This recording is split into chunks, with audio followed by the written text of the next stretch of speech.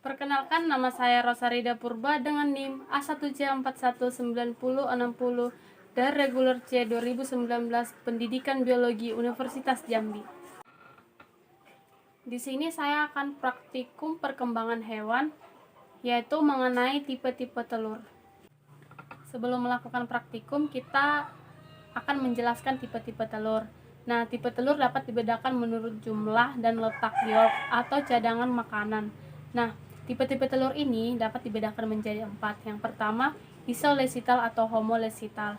Nah, isolesital ini penyebaran yolk atau cadangan makanannya tersebar merata di seluruh ovum dan jumlahnya juga sedikit, dan nukleusnya atau inti selnya berada di tengah.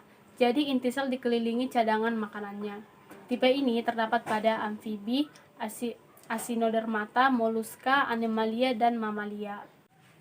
Yang kedua yaitu telolesital dan mesolesital.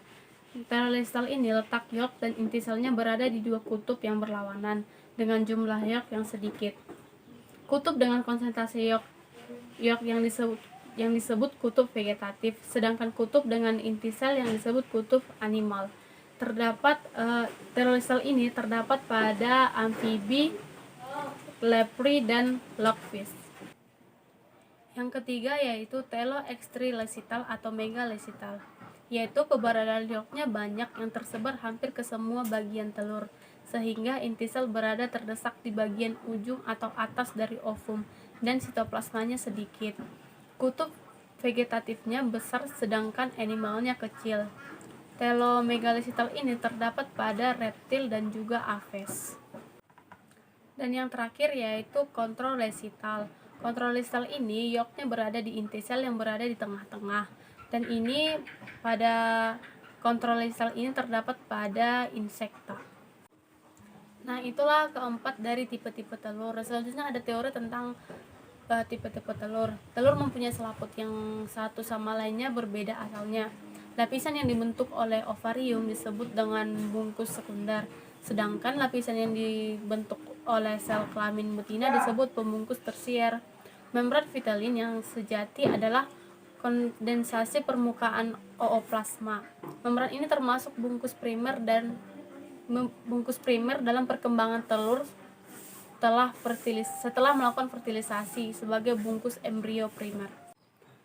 Selanjutnya kita akan melakukan praktikum pada tipe-tipe telur. Nah, bahan dan alat yang kita gunakan yaitu telur bebek yang sudah direbus dan yang masih mentah. Yang kedua, telur ayam yang sudah direbus dan yang masih mentah. Dan yang ketiga yaitu telur burung puyuh yang satunya direbus dan satunya masih mentah. Sedangkan alat yang kita gunakan yaitu wadah untuk tempat telur nanti saat kita mengamati. Wadah seperti ini untuk saat kita nanti mengamati telur, dan satu lagi yaitu pisau untuk memotong telurnya saat kita melakukan pengamatan. Praktikum yang pertama, kita akan melakukan pengamatan pada telur ayam, satu yang masih mentah dan satunya lagi sudah direbus. Pada saat kita melakukan pembelahan pada telur ayam, terlihat di sini bahwa cangkang telur ayam memiliki dua lapis cangkang, yaitu yang pertama intramembran dan outer membran.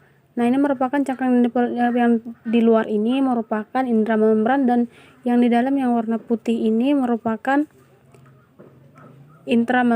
outer membran. Pada telur cangkang ayam ini mempunyai pori-pori yang lumayan besar dan memiliki tekstur cangkang yang keras. Jika dilihat seperti ini, cangkang ayam memiliki gelembung udara, yaitu tempat untuk pergantian oksigen pada embrio di dalam cangkang telur. Nah, di sini bisa terlihat jelas rongga udara yang ada dalam cangkang telur. Ini telur yang sudah masak. Ini terlihat jelas. Di sini terlihat kosong. Setelah kita melakukan pengupasan pada telur ayam, maka di sini kita dapat mengamatinya menjadi lebih rinci lagi. Pada telur ayam ini terdapat albumin putih atau bening yang kental, yaitu yang ini. Jika dilihat pada telur yang masak, yaitu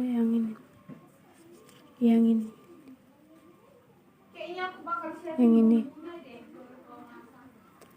Sedangkan jika dilihat dari telur yang mentah ini, terdapat kalaja atau tali kuning telur yang berfungsi menahan agar embrio tetap berada pada tempatnya. Dia berada di sini.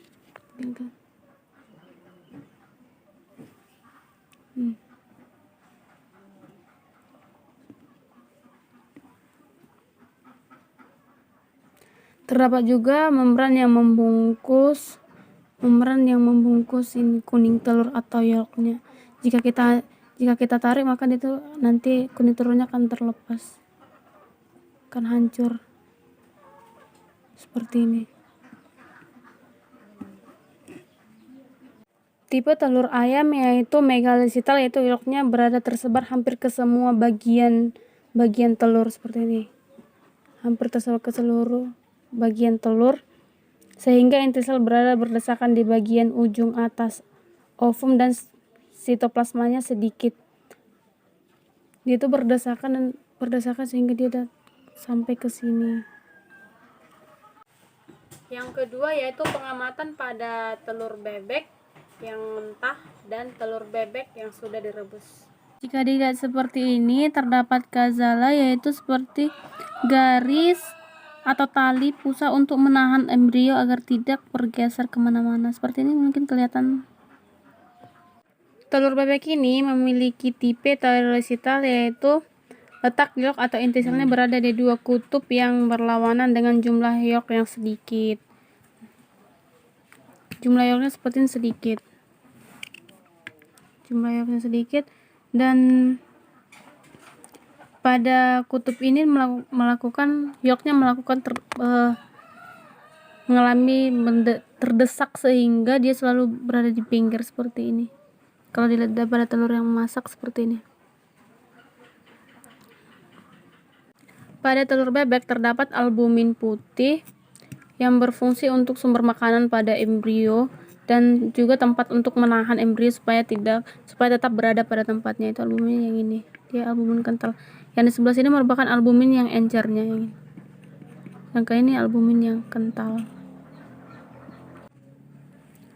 Berdasarkan cangkang telurnya itu memiliki rongga udara di dalamnya untuk tempat pengambilan oksigen pada embrio.